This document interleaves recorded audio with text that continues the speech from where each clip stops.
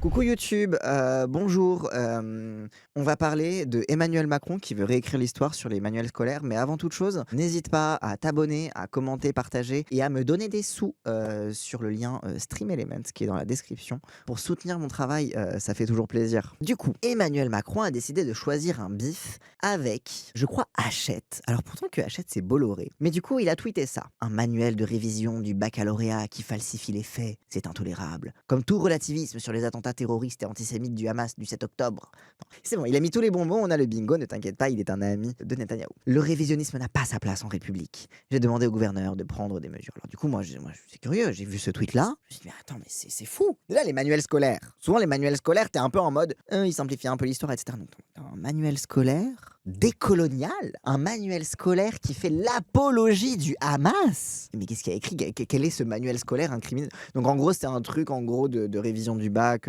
pour HGGSP, donc c'est le truc histoire, géographie, sciences politiques. C'est les nouveaux trucs des zoomers. Et donc fort heureusement, du coup, Frédéric Aziza, on a le droit de l'appeler le tripoteur de Radio J ou le journaliste de Radio J, comme le souligne le président Emmanuel Macron, il est pourquoi il met intolérable entre guillemets? Genre il est intolérable, c'est vraiment les journalistes, ils mettent tout entre guillemets, ils savent plus ce qui est vrai, ce qui est faux, du coup ils mettent tout entre guillemets dans le doute. Il est intolérable entre guillemets que le fascicule objectif bac de donc c'est bien Hachette Éducation falsifie entre guillemets falsifie les faits pour... Putain, même lui il met des guillemets, même lui il est pas sûr, même lui il est en mode falsifie les faits, on n'est pas sûr, mais parce que généralement vous savez les journalistes souvent quand ils mettent des guillemets c'est qu'ils sous-entendent que c'est pas vrai ou qu'ils sous-entendent que c'est biaisé de dire ça et que c'est pas exact. Genre par exemple quand ils ont parlé du meurtre de René Good par ICE, la police aux frontières états-unienne, il y avait un titre qui disait ICE accusé de meurtre, accusé dans le meurtre de René Good, etc. Et maintenant, bah, c'est pas juste accusé, ils l'ont tué, tu vois. Genre, c'est un peu évident. Tu vois, normalement, t'es journaliste, c'est pas juste. Tu mets des trucs entre guillemets en mode, oh, on sait pas, c'est vrai, mais c'est comme genre les, ouais, ça, les génocides entre guillemets, les victimes palestiniennes qui sont souvent mises entre guillemets aussi sur les médias français. Donc, généralement, quand il y a des guillemets, ça veut dire, en tant que journaliste, je suis un peu obligé de le dire, mais j'ai pas envie de le dire. Donc, ça va écrire samedi. Ah, putain, oui, c'est ça, genre, ça met des guillemets partout parce qu'on est plus sûr de rien. Alors que normalement, les journalistes, genre, leur travail, c'est de vérifier les sources, et donc ils sont pas obligés de mettre entre guillemets s'ils peuvent vérifier que c'est vrai. Ou que c'est un propos rapporté, une citation, un mot qui n'assume pas eux-mêmes mais qui a été employé. Oui, c'est ça, parfois ils disent non, mais je mets entre guillemets parce que c'est une citation, c'est un propos rapporté. Du coup, ce n'est pas ce que moi je dis, c'est ce que un témoin dit, donc je le mets entre guillemets, etc. Mais c'est une façon, encore une fois, de se cacher derrière des gens pour ne pas avoir à assumer des positions politiques. Donc c'est assez marrant de voir Frédéric Aziza utiliser ces guillemets. Donc il est intolérable que le fascicule objectif bac falsifie les faits à travers une vision révisionniste du pogrom du Hamas du 7 octobre. Du coup, ok, d'accord. Bon, quel est le manuel scolaire incriminé? Qu'est-ce qu'ils disent exactement? En octobre 2023, à la suite de la mort de plus de 1200 colons juifs lors d'une série d'attaques du Hamas, Israël décide de renforcer son blocus économique et d'envahir une grande partie de la bande de Gaza, entraînant une crise humanitaire de grande ampleur dans la région. Attends, je vais relire la phrase, peut-être qu'il y a un truc qui m'échappe. En octobre 2023, à la suite de la mort de plus de 1200 colons juifs lors d'une série d'attaques du Hamas, donc il y a les attaques du Hamas, il y a les 1200 morts, Israël décide de renforcer son blocus économique, d'envahir une grande partie de la bande de Gaza, entraînant une crise humanitaire de grande ampleur dans la région, donc c'est tout ce qui s'est passé après. Ils parlent des attentats du 7 octobre. Alors, évidemment, ils n'ont pas dit suite aux attentats terroristes, pogroms, antisémites du Hamas du 7 octobre, etc. Mais ça, c'est parce que c'est un manuel scolaire. Genre, moi, je trouve limite que, oui, c'est ça, ils ont dit attaque au lieu d'attentat, ils ont dit les colons, mais ils ont quand même dit juifs. En fait, ce qui est intéressant, moi, ce que je trouve fascinant, c'est que cette phrase, tu vois qu'elle a été écrite pour essayer de contenter tout le monde. Et c'est ça que je trouve fascinant sur la surréaction de Macron, parce que en vrai, tu lis cette phrase, t'as entraînant une crise humanitaire de grande ampleur dans la région, qui, pour des défenseurs de la Palestine, peut être un sacré euphémisme par rapport à ce que nous, on appelle un génocide. Donc t'as l'impression qu'ils disent entraînant une crise humanitaire de grande ampleur, c'est pour ne pas dire génocide, et donc pour contenter ceux qui veulent pas qu'on dise génocide. Mais en même temps, quand même, la mort de plus de 1200 colons juifs lors d'une série d'attaques du Hamas, quand même, la mention que c'est des colons. En fait, t'as l'impression la phrase essaye de contenter une espèce d'entre-deux, entre les pro-palestiniens et les pro-israéliens. Et ce qui est fascinant, c'est que genre les seuls qui s'en offusquent pour l'instant, c'est surtout les pro-israéliens. Peut-être qu'ils défendent le fait qu'il faut dire génocide. Oui, peut-être que Macron s'offusque que ce manuel de révision scolaire ne mentionne pas que c'est un génocide. C'est vrai que Macron, je suis sûr que c'est ce qu'il doit s'entendre. Non, mais en vrai, ils n'ont pas dit les méchants ont tué les gentils. Oui, ils n'ont pas dit les méchants ont tué les gentils, du coup ils n'ont fait que se défendre. Globalement, c'est ce qui fait chier les Frédéric Aziza, etc. Colon juif, c'est Team Hamas. Crise humanitaire, c'est Team Antoven. T'es un peu en mode du coup. Et en fait, c'est ça, c'est qu'au final, c'est un manuel scolaire. Et en fait, quand tu regardes, c'est une phrase qui est d'une neutralité confondante, quoi. Parce que c'est vrai que à la suite de la mort de plus de 1900 colons lors d'une série d'attaques, t'es en mode, genre, tu sais, t'as l'impression presque qu'ils sont morts accidentellement, tu sais. Tu presque l'impression, genre, je sais pas, ils sont tombés de leur chaise, ils sont morts, tu vois. Genre, il y a une neutralisation de ce qui amène à la mort, mais tu as aussi une banalisation, en fait, tu as une absence totale de mention des centaines de milliers de morts palestiniens. Donc en fait, tu as presque un truc, moi ce que je trouve fascinant, c'est qu'en tant que pro-palestinien, je trouve cette phrase d'un euphémisme confondant, quoi. Parce que en fait, quand tu regardes la phrase, il y a que les colons israéliens dont on reconnaît la mort. Au moins, eux, on reconnaît qu'ils sont morts. Alors qu'à l'inverse, les Palestiniens, c'est une crise humanitaire de grande ampleur. Exit les centaines de milliers de morts. Tu vois, en fait, je trouve que c'est vraiment ça qui est incroyable, c'est que, en fait, c'est un manuel scolaire. Du coup, ils vont essayer de faire le plus neutre possible pour se dire ce qu'il faut pour nos élèves, c'est qu'ils aient au maximum les faits, tout en ayant conscience des contextes, etc. Donc, parce qu'en fait, le reste du truc, ça fait un petit peu l'histoire de la Palestine, Mahmoud Abbas, le statut d'État observateur à l'ONU, la barrière le mur de sécurité autour de la Cisjordanie, l'installation des colons juifs dans certains territoires palestiniens, etc. Donc tu vois, ils font un petit peu l'histoire de la colonisation de la Palestine, etc. C'est quand même assez intéressant. Donc tu vois que dans l'objectif d'un manuel de révision pour le bac, tu vois l'articulation des étapes historiques, tu as des faits qui sont plutôt euphémisés. Plus euphémisés du côté des Palestiniens que du côté des Israéliens, c'est-à-dire que désolé, mais si Frédéric Aziza a de quoi se plaindre, désolé, mais nous on a sacrément de quoi se plaindre du fait que les morts en masse, le massacre, même le mot massacre ne soit pas. Même Antoven, il parlait de massacre parfois, mais que même le massacre ne soit pas mentionné. Donc en fait, c'est juste les problèmes et la difficulté de l'écriture des manuels scolaires. Là, les faits sont carrément effacés. Oui, c'est ça. Là, il y a un effacement total des faits. Mais pour Macron, l'effacement des faits ne se situe pas dans le fait qu'on ne parle pas des centaines de milliers de morts palestiniens. Encore une fois, genre désolé, moi je regarde ça avec mon cerveau de gauchiste, je me dis achète éducation, ça appartient à Bolloré, donc comme par hasard il ne parle pas des victimes palestiniennes, comme par hasard la barrière de séparation qualifiée de mur de sécurité autour de la Cisjordanie, ce mur de sécurité a aussi d'autres noms un petit peu moins enjolivés que mur de sécurité, mur de la honte entre autres, mur de l'apartheid entre autres, bref. Donc moi, mon cerveau de gauchiste, je vois ça, je suis en mode, oui, c'est logique. C'est Hachette, c'est Bolloré. Alors évidemment, je sais que même si c'est Bolloré, tu as quand même des historiens qui travaillent à l'écriture de ce genre de manuel scolaire. Et pas que des historiens droitards, hein. Même si tu as une limite à ce que tu peux dire et que tu as toujours, comment dire, la norme absolue de il faut rester neutre, il faut rester dans les faits historiques. Sauf que quand tu es historien, tu sais très bien que la neutralité, c'est un peu plus compliqué que ça et qu'en fait, c'est sujet à débat parce qu'en fait, quand tu es historien, tu sais que l'historiographie, c'est sujet à débat et qu'en fait, l'interprétation des faits, etc. Bref, évidemment, tu as ce problème-là de la neutralité qui se pose. Mais encore une fois, moi, dans ma tête de gauchiste, je suis en mode oui, c'est Hachette, c'est Bolloré. C'est logique qu'ils ne mentionnent pas la masse de Palestiniens qui ont été tués par Israël. Sauf que pour Macron, le problème, c'est que le manuel de révision du baccalauréat a falsifié les faits. Qu'est-ce qui a été falsifié? Alors on passe de la falsification au relativisme. Alors du coup je comprends pas, c'est faux ou ça relativise? Tu nous expliques Macron. C'est fake news, c'est fake news. Ou est-ce que c'est juste une relativisation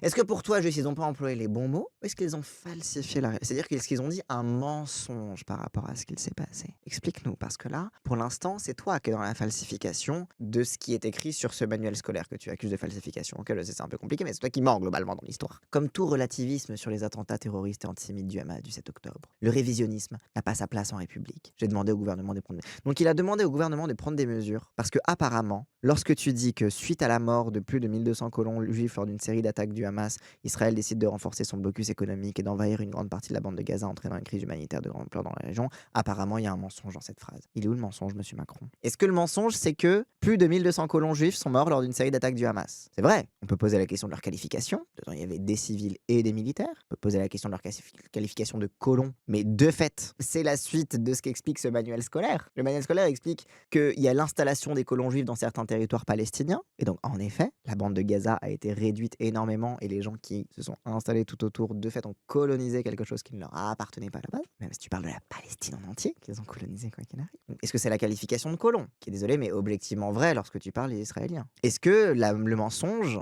Israël décide de renforcer son blocus économique et d'envahir une grande partie de la bande de Gaza. Est-ce que c'est faux? Israël a renforcé son blocus économique, voire même pire, hein. Ils ont même mis un blocus humanitaire total. Pas d'eau, pas d'électricité, les animaux humains, c'est ce qu'a dit Yoav Gallant dès le premier jour. Il a dit on a affaire à des animaux humains, il faut plus une goutte d'eau, plus d'électricité, etc. Donc c'est plus qu'un blocus économique. Moi, encore une fois, pour moi, la relativisation des faits, elle est là-dedans. Tiens, le blocus, il n'est pas que économique. Vas-y. Et d'envahir une grande partie de la bande de Gaza, de fait. Alors, il y a eu les bombardements avant de l'envahir, mais c'est ce que fait Israël en ce moment, avec leur super plan de paix de Trump, où ils ont plusieurs lignes autour de la bande de Gaza, où promis, juré, craché, on va se retirer, mais ils se retirent toujours pas. Et qu'en fait, ils vont rester depuis longtemps et qu'ils commencent déjà à vendre par pièces des terrains entiers de Gaza, entraînant une crise humanitaire de grande ampleur dans la région. Il est où le mensonge? Il y a une crise humanitaire de grande ampleur dans la région, voire même pire, il y a une situation de génocide. Un génocide est en effet une crise humanitaire de grande ampleur, c'est un peu plus que ça, mais donc il est où le mensonge? Tu tournes autour du pot, le problème c'est le colon juif, ça faire semblant. Non mais bien évidemment que je fais semblant, bien évidemment que je joue de l'ironie depuis tout à l'heure. Mais ce que je trouve qui est fascinant pour Macron, c'est l'emploi de falsifier les faits. Alors encore une fois, tu vas falsifier les faits, relativisme, bon, on sait pas trop ce qui est vrai et ce qui est faux. Mais ce qui est intéressant, et là où je voulais en venir, c'est que pour moi ça dit absolument tout de leur panique face à l'histoire et de la façon dont l'histoire s'écrit de façon politique. Parce qu'on dit toujours l'histoire est écrite par les vainqueurs, etc., etc. Le problème, c'est pas colon, c'est juif et tu réponds pas à ça. Ben non, attends. Le fait de sursignifier la judéité des Israéliens pour justement sous-entendre l'antisémitisme de l'attaque, c'est quelque chose qui est extrêmement présent dans les cercles sionistes. Au contraire, ils arrêtent pas de dire ils ont avant tout tué des juifs, etc., etc. Genre, ce qui les gêne, c'est plusieurs choses.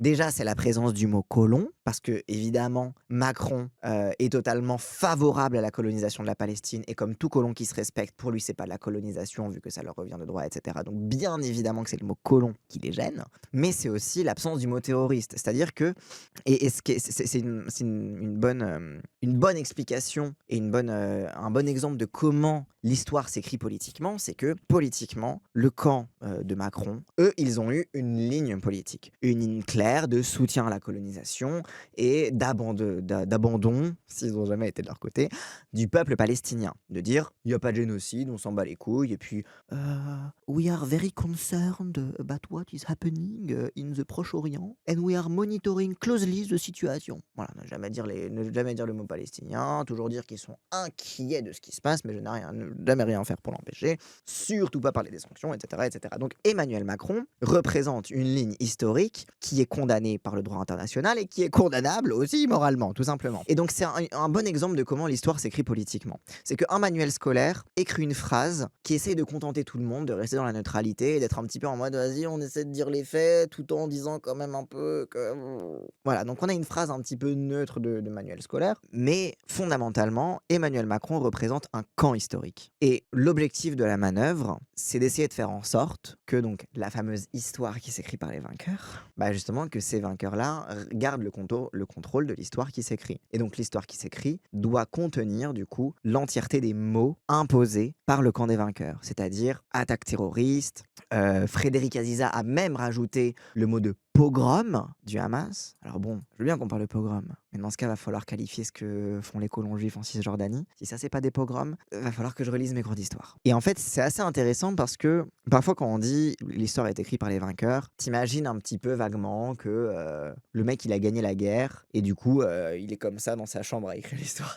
Genre, tu sais, t'as un peu ce truc-là.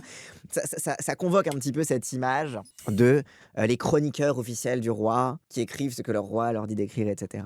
Mais ce qui est intéressant, c'est qu'à l'ère des réseaux sociaux, on a l'exemple typique d'une autre façon avec laquelle les vainqueurs écrivent l'histoire, c'est par la répression. Parce que c'est une forme de répression intellectuelle. Lorsqu'il dit « j'ai demandé au gouvernement de prendre des mesures pour quoi? Pour écrire la phrase? Pour y écrire quoi exactement ?» Et donc on voit aussi comment l'écriture de l'histoire par les vainqueurs, c'est aussi une utilisation du pouvoir d'État pour réprimer les voix qui ne lui plaisent pas. Encore une fois, la phrase écrite dans ce manuel scolaire est parfaitement compatible avec le discours macroniste. Pourquoi? Parce que les Palestiniens en sont parfaitement absents. Parce que le génocide en est absent. Parce que le blocus économique, il est marqué blocus économique. Alors que frère, c'est pas juste le blocus économique. Pas d'eau, pas d'électricité, des animaux humains. Blocus humanitaire. Blocus de couper l'eau. Les bombardements incessants pendant 2 ans et qui continuent encore aujourd'hui. Donc en fait, ce qui est fascinant, c'est que cette phrase est parfaitement compatible. Encore une fois, la mention de la judéité des colons. il y a pas que des colons juifs qui ont été tués pendant les attaques du Hamas. Il y a aussi des travailleurs immigrés, notamment, je crois, thaïlandais. Enfin bref, tu as eu aussi des travailleurs immigrés qui étaient présents, eux qui ont été totalement effacés de l'histoire. Parce que pour Israël, il y avait un besoin aussi d'ethniciser cette histoire et de faire rentrer l'histoire du 7 octobre dans celle de la destinée unique du peuple juif. Donc, typiquement, la précision des colons juifs et non pas des colons israéliens, c'est parfaitement compatible avec le discours des sionistes, avec leur importance de souligner la judéité. Donc, en fait, ce qui est fascinant, c'est que cette phrase, le seul tort qu'elle a, c'est que malgré sa compatibilité objective avec les besoins et les désirs du pouvoir, elle ne suffit pas. Parce que quand on dit que l'histoire est écrite par les vainqueurs, c'est pas uniquement la façon de raconter les événements. C'est pas une question d'écrire un mensonge ou de falsifier, comme dit Macron. C'est s'assurer que certains mots qui portent certains poids politiques vont être retenus comme exprimant la situation. Et qu'en fait, que la façon dont cette histoire sera transmise transmettra avec elle les valeurs politiques et la bataille politique qui s'est jouée à ce moment-là. La bataille politique qui s'est jouée, c'est est-ce que on a raison de buter tous ces chiens de Palestiniens? Pardonnez mon langage. Et ce que Macron déplore, c'est que ce manuel scolaire ne sous-entende pas qu'on avait raison de buter tous ces chiens de Palestiniens. C'est que ce manuel scolaire se contente de faire disparaître les Palestiniens de l'équation, sans dire on a bien fait de les buter parce que c'est des terroristes et c'est des attaques terroristes antisémites de pogrom. Surtout que le terme colonisation, c'est peut-être le seul présent dans les manuels qui fait un peu montre de l'horreur que vit le peuple palestinien. Bah oui. Et après, le problème, c'est quand tu mets ça en comparaison avec avec ce qu'on apprend de l'histoire de la colonisation dans les manuels scolaires, enfin dans les manuels scolaires, dans les cours d'histoire en règle générale, tu restes dans l'euphémisme aussi, quoi. Il faut rajouter que suivant la période, c'est pas la même lecture qui s'impose et parfois des groupes perdants ont gagné culturellement sur. Ouais, c'est ça. Et en fait, ce qui est intéressant aussi, c'est que sur cet extrait, c'est pour ça que je trouve ça hyper significatif, c'est que c'est une histoire extrêmement récente. Là, c'est vraiment, on est dans l'ordre de l'écriture de l'histoire au présent. Qu'est-ce qui rentre dans le domaine de l'histoire pour un historien, par exemple, particulièrement des historiens contemporains? L'histoire, ça rentre dans ce qui s'est passé hier, tu vois. Donc il y a une part d'actualité dans le travail historique. Mais ce qui est intéressant, c'est que dans ce tweet d'Emmanuel Macron et la réaction à ce manuel scolaire de révision du bac, on a une petite ouverture, un petit accès aux difficultés déjà d'écrire l'histoire au présent, particulièrement d'écrire l'histoire au présent à destination de l'éducation nationale, ce qui n'est pas pareil que de faire des recherches d'historiens à la fac, etc. Tu peux avoir Dieu sait que tu peux avoir des difficultés à la fac en faisant de l'histoire, notamment de la Palestine, et en ajoutant du coup comment on écrit, comment on parle du 7 octobre, du génocide, etc. Est-ce que je dis génocide, est-ce que je dis pas génocide? Bon, Dieu sait qu'il y a aussi des difficultés à l'université, mais particulièrement pour l'éducation nationale, donc pour les ados, donc pour ce qui est considéré comme des enfants à qui on doit bourrer le crâne et on doit former avec une certaine idée de l'histoire, une certaine idée du monde. Et Dieu sait que les débats sur les programmes scolaires et qu'est-ce qu'on rajoute dans les programmes scolaires, c'est un débat politique extrêmement intense que la droite et l'extrême droite ont réussi à investir pleinement depuis plusieurs années. Et ben là, on a une petite vision, une petite lucarne dans la façon dont l'histoire s'écrit et, n'en déplaise à Emmanuel Macron, mais se falsifie aussi au quotidien. Sauf que là, la falsification de l'histoire, c'est ce que Macron veut. C'est pas ce qui est écrit dans le manuel scolaire. Le manuel scolaire, on peut lui reprocher encore une fois d'euphémiser, mais il ne falsifie rien. C'est ce que Macron lui demande. Macron lui demande de falsifier les faits. Et bref, c'est ça qui est très intéressant et que je voulais souligner sur ce truc-là en ce moment, où on voit comment, et on voit comment tous les réseaux sionistes se sont activés. Frédéric Aziza, c'est pas rien. C'est une chambre d'écho particulière. Le screen là qu'on voit a été partagé absolument partout, hein. On reconnaît les mêmes petits braquets qui sont mis là, le même petit point d'exclamation dans un triangle, etc. Donc on sait que c'est une sauce qui a été montée dans les milieux sionistes parce qu'ils considèrent que la phrase n'a pas été écrite avec les mots qu'ils veulent mettre dans la postérité. Et donc on voit comment c'est monté jusqu'au président qui ne sait même pas de quoi il parle. Quand il dit un manuel de révision de baccalauréat qui falsifie les faits, je suis sûr que Macron n'a rien suivi de cette affaire. Je suis sûr qu'en réalité, on lui a dit il faut absolument que tu réagisses pas à ça, c'est horrible, ils disent n'importe quoi, etc. Macron qui a approuvé le tweet où il dit falsification des feuilles, il n'a même pas vérifié, etc. Parce qu'encore une fois, il n'y a aucune falsification. Des lobbies ont demandé à agir contre un truc qui pour eux n'est pas écrit avec les bons mots qui font passer précisément leur idéologie. Et le président s'est exécuté parce qu'au fond, il sait que leur intérêt est au même endroit. L'assimilation israélien égale juif est quand même un problème. Bah oui, mais pour moi, c'est la plus grosse. Pour moi, encore une fois, la phrase qui est incriminée dans ce manuel scolaire est tout autant répréhensible d'un point de vue pro-palestinien.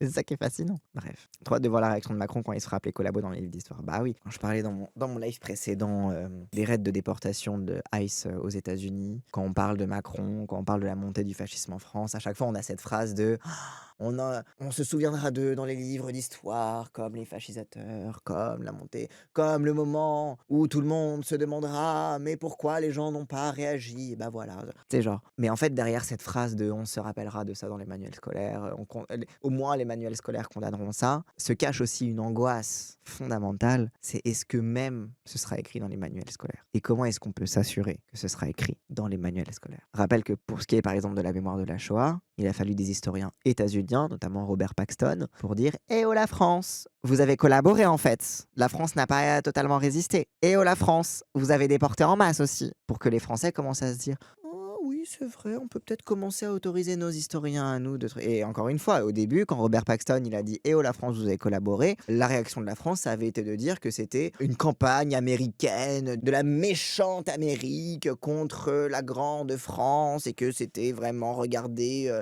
ces salauds de ricains qui veulent nous coloniser, et cetera. Bon, certes, ces salauds de ricains veulent nous coloniser, OK, sauf que là, ils avaient raison et on a mis du temps à l'admettre. Donc bon, un autre truc qu'il faut garder en tête quand on parle des manuels scolaires de demain. Macron suit les conseils de Mike Pompeo pour supprimer la mémoire des Palestiniens dans les cerveaux des gosses, tout va bien. Bah oui. Et encore une fois, désolé, mais parfois quand tu dis à quel point l'histoire de la Palestine a été un peu oubliée, tu peux que être content de voir ce genre de paragraphe, mais t'es obligé de reconnaître que dans ce paragraphe, le seul Palestinien qui est mentionné, le seule fois où un Palestinien ou des Palestiniens sont mentionnés, c'est Mahmoud Abbas, et le reste, c'est les colons juifs. Sinon, c'est la Cisjordanie, c'est Gaza, c'est la bande de Gaza, c'est la région. Mais les Palestiniens en tant que collectif n'existent même pas dans ce paragraphe. Et même le paragraphe suivant. Un conflit hybride. Désormais, la guerre israélo-palestinienne est devenue à la fois un conflit asymétrique et conflit étouffé.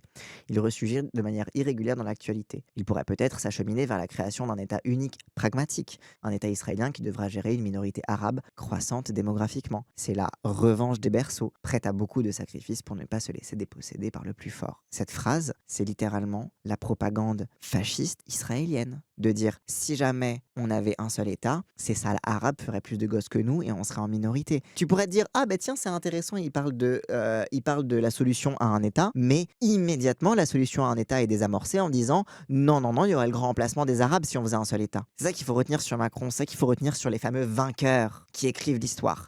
C'est que ça leur suffit jamais. Ça leur suffit pas qu'un manuel diffuse la propagande raciste israélienne contre la solution à un État. Et contre les Arabes avec la revanche des berceaux, etc., le grand remplacement, la minorité arabe croissante démographiquement, etc., etc. Ça leur suffit pas que ce manuel efface les centaines de milliers de morts palestiniens. Il faut qu'ils utilisent exactement les mots que nous, on veut et qu'on a déjà essayé d'imposer à coup de propagande. Il faut qu'ils incluent tous les mots de notre propagande. Donc voilà. En tout cas, assez intéressant, assez très révélateur sur ces fameux adages que l'histoire est écrite par les vainqueurs.